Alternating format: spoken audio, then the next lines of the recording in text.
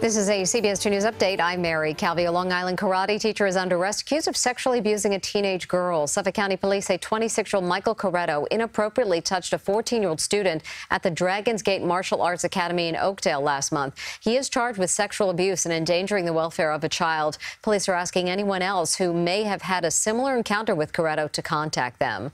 Police have released chilling video of an attack on a woman walking on a Brooklyn street. They are searching for the suspect seen struggling with the victim.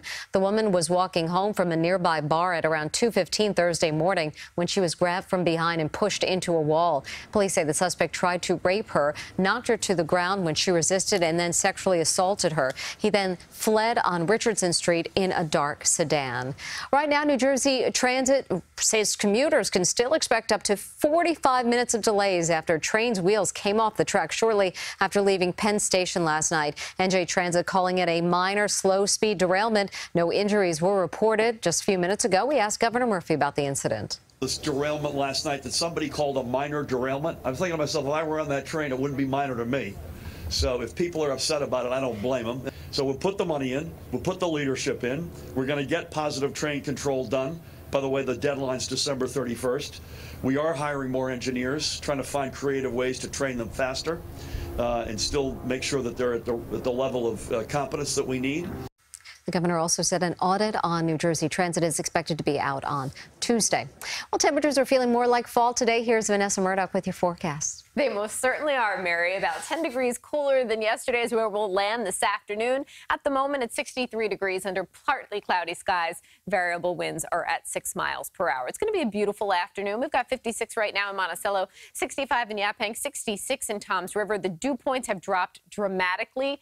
That means when you are outside, it should feel much more comfortable to you. Winds are going to be out of the northeast today. With that, nice breeze as well, 10 to 15 miles per hour. High pressure is in control for some, not all of us. We have more clouds east and south of the city. This generally remains the trend for today. We could also see a few showers south of the city, but more sun to the north. 66 and partly sunny today in the city itself. Again, brighter skies north, cloudier skies south and east, but a real fall-like feel. Your weekend looking phenomenal. 68 tomorrow, partly sunny skies. There could be a stray shower tomorrow, especially north and west of the city. Then on Sunday, we're up to 78, again getting warmer. We're going to look under mostly cloudy skies for Sunday with a chance of afternoon showers and storms. Mary. Vanessa, thank you. Police are searching for the gunman who killed a reputed mobster at a McDonald's drive-thru in the Bronx. 71-year-old Sylvester Zatola, an alleged Bonanno crime family associate, was shot 5 times in his SUV at McDonald's drive-thru in Claremont. As he waited for his order, the gunman sped off in a gray car. Back in July, surveillance video caught the moment Zatola's 41-year-old son Salvatore was ambushed in Throg's Neck and shot multiple times. The younger Zatola survived the July attack. Happening today, Mike, the Situation Sorrentino, will find out if he will be spending time behind bars. The Jersey Shore star faces up to 5 years in federal prison after pleading guilty in January to 1 count of tax evasion. Lawyers for the Manalapan native are asking for probation. Sorrentino's brother Mark is also being sentenced for helping the reality star hide about $9 million in income from the IRS. A new jobs report is out today. It shows the U.S. unemployment rate is at its lowest level in nearly 50 years. In September, the unemployment rate fell to 3.7%. The Labor Department says employers added 134,000 jobs, which is actually the fewest added in a year. That's likely because of Hurricane Florence, forcing thousands of businesses in the Carolinas to close last month. The average hourly pay increased just 2.8%. Park tests are no longer required for high school graduation in New Jersey. CBS News' Meg Baker has more on the controversial standardized tests. It's been an ongoing battle for years. Some parents versus Park, or Partnership for Assessment of Readiness for College and Careers Test. Now a compromise from the State Board of Education. I spoke to the state's largest teachers union by phone about the change. Very importantly, students will take fewer Park exams in high school. For most students, it goes from 6 Park exams down to 4 Park exams. Only freshmen and sophomores will take the English and math tests. The NJEA says this means less intrusion on class time, a complaint from many parents that teachers are teaching to the Park exams. Another significant difference, Park will not be a graduation requirement. We were really really looking down the barrel of a graduation crisis in New Jersey. Instead, students can use scores on alternative tests like the SAT or ACT to meet graduation requirements. Definitely a step in the right direction. Some of the parents I spoke with say they are still concerned about the amount of time the younger grades spend on testing. We want it gone because it's driving the curriculum in the early grades. Kitty Pagano says she realized this when she got into college. She used to learn and memorize. I was so trained into just spitting out and regurgitating information that I had read. But in college, I've had to really try and untrain that because the honors professors want my interpretation. They want to hear, what do you think of this? And so that really just proves that this PARCC and standardized learning is not preparing us for college, careers, or life as problem solvers in this country. Governor Murphy campaigned to get rid of the controversial standardized tests. Many other states dropped it. New Jersey is one of only 2 states still using the PARCC tests. In Verona, New Jersey, Meg Baker, CBS 2 News. Cosmetic laser treatments can improve all kinds of skin conditions, but in the hands of someone without medical training, laser treatments can be dangerous. CBS 2's Jessica Moore reports. I used to go to a spa and get facials once in a while. Nancy O'Connell enjoys a little pampering now and then, but on a recent visit to the spa, she got much more than she bargained for. They were just prepping me for my facial. They were just cleaning my face and doing their usual prep work.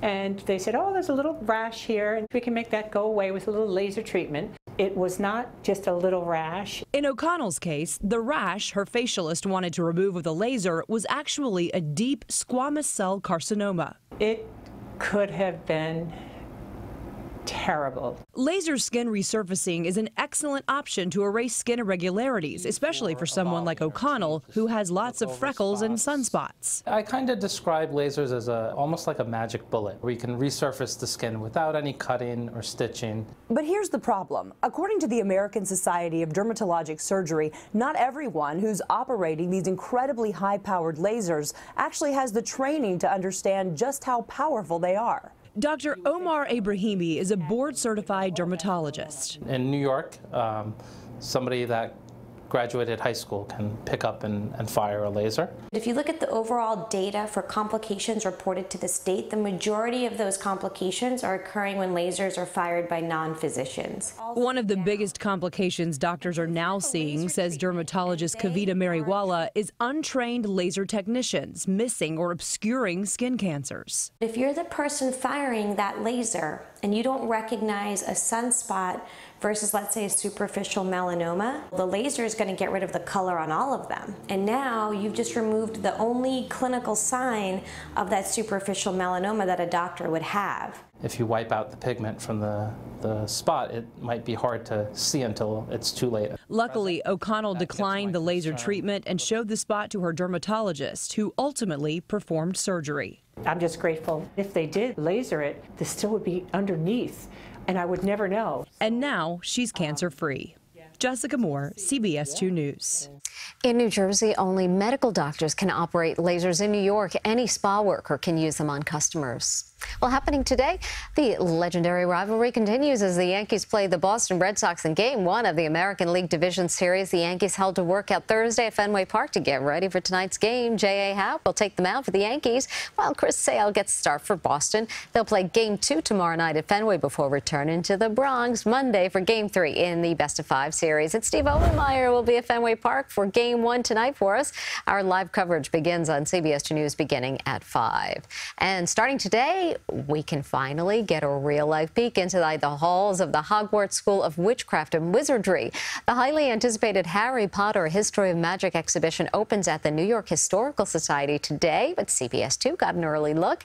The exhibit includes some of the props and costumes that appeared throughout the Harry Potter films. Organizers insist it's not just for aspiring wizards. There's something here for everyone, and magic is so universal. Everyone is touched by magic, and so this is an exceptional exhibit for someone who's not only a rabid Harry Potter fan, but for anyone who's interested in history and who's interested in magic. The exhibit runs through the end of January. And you may notice a lot of unusual characters around the city this weekend. That's because the 13th annual New York Comic-Con is underway. Over 200,000 people from all over the world, many in costumes, are expected to head to the Javits Center on the west side. The convention is dedicated to comics, video games, television, and film. A woman dressed as the evil character Maleficent drove here all the way from Canada. A flight just wouldn't work out for her. There's no way I was getting on it. I have my staff. I couldn't fit it on a plane, and I have 4 other costumes.